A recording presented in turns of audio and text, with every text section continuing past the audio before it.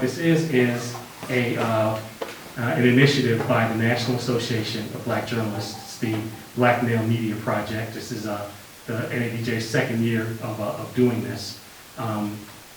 We at the Baltimore Association of Black Journalists, the Baltimore chapter, are putting this on for the second straight year. A year ago we were out at WBAL talking to a group of youngsters and local community people, coaches, things like that.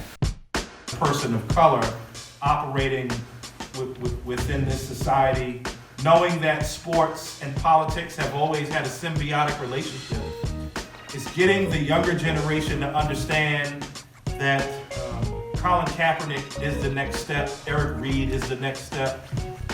Like Aaron points out, there are hundreds of guys that are doing things under the...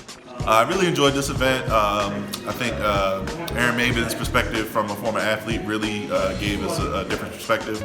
I think he had a lot of good points about the role of the athlete and activism, and how kind of the burden is kind of misplaced on some of the athletes nowadays. I also liked how we talked about, what can we do to kind of, do more to help these athletes with their causes, and more than just boycotting the NFL and their sponsors, but what can we do on the local level to really kind of help get these messages across.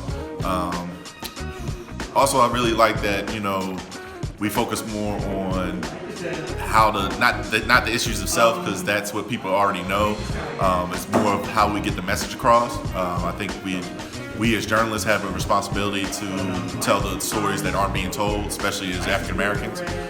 So that was kind of stressed today, that we have to tell our story and get our story out there. It seemed as though, because there's a certain percentage of players that decided to take a knee or do some kind of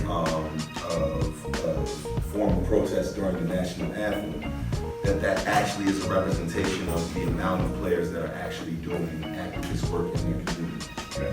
So when we look at the examples that have been made out of not just Colin Kaepernick, but Eric Reed, Brandon Marshall, the list does go on that front of the amount of players that have decided to take a stand, how the league has reacted to them, either as a whole or on a team-by-team basis, how certain players have literally had their livelihoods put in jeopardy.